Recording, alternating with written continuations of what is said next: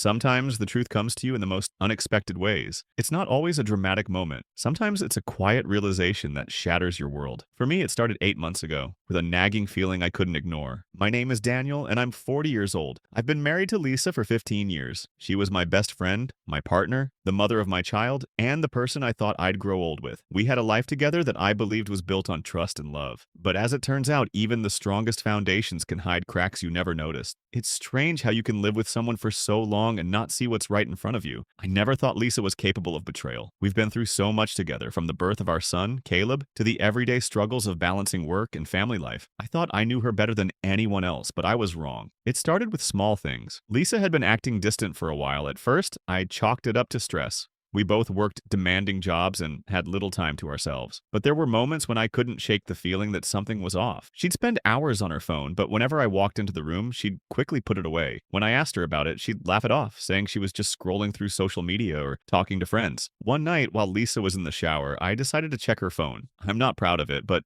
I needed to know if my gut feeling was wrong. But when I opened her messages and WhatsApp, everything had been deleted. Not a single conversation in sight. My heart sank. Why would she delete everything unless she had something to hide? When I confronted her that night, I tried to stay calm. I told her I'd noticed she'd been acting differently and asked if there was anything she wanted to tell me. She looked me straight in the eye and said, "Daniel, you're overthinking. There's nothing going on." She even joked that I was becoming paranoid. Her reaction put me at ease, at least temporarily. I wanted to believe her. I wanted to believe that the woman I'd built a life with wouldn't lie to me. But something still didn't sit right. I couldn't shake the feeling that she was hiding something. The weeks that followed were some of the most difficult of my life. Lisa's behavior continued to raise red flags. She'd come home later than usual, claiming she was working overtime. She'd step outside to take phone calls, saying they were from her sister or a friend. Every time I asked her about it, she'd brush me off, saying I was being ridiculous. I knew I needed proof. I couldn't live with the constant doubt anymore. That's when I decided to hire a private investigator. It felt extreme, but I had to know the truth. The investigator's job was simple: follow Lisa,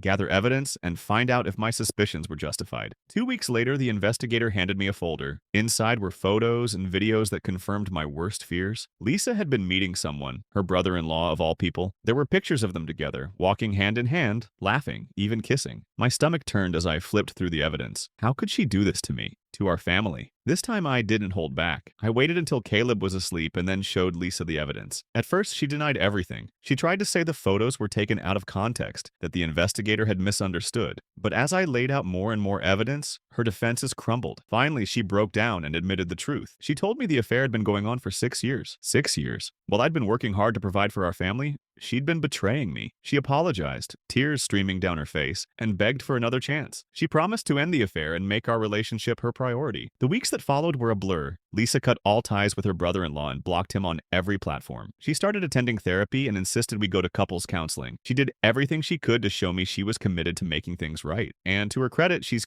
kept her promises. Over the past 8 months, our relationship has improved. We've had open and honest conversations about what happened and why. Lisa has been more present, more engaged, and more loving than ever before. But no matter how much progress we've made, the pain of her betrayal still lingers. There are days when I feel like we're stronger than ever, but there are also days when the memories of her betrayal hit me like a wave. I think about the 6 years she spent lying to me, about the times I sat alone at home while she was with him. I wonder how she could do that to me, to Caleb. It's not fair. She made her choices, and yet I'm the one who's left dealing with the pain. She's apologized, she's changed, but it feels like she's gotten off easy. Meanwhile, I'm stuck in this cycle of anger, sadness, and doubt. I've learned a lot over the past 8 months. I've learned that healing is a process, one that takes time and effort from both partners. I've learned that forgiveness doesn't mean forgetting, and that it's okay to feel hurt even when you're trying to move on. Lisa and I are still working on our marriage. It's not perfect, and it probably never will be, but we're trying, for Caleb, for each other, and for the life we've built together. To anyone who's been through something similar, I want you to know that you're not alone. Betrayal is one of the hardest things to overcome, but it's not impossible. Whether you choose to stay or walk away, the most important thing is to take care of yourself. You deserve love, respect, and honesty. And if someone can't give you that, it's okay to let them go. As for me, I'm still figuring it out. The road to healing is long, but I'm taking it one step at a time. And maybe, just maybe, I'll find peace on the other side.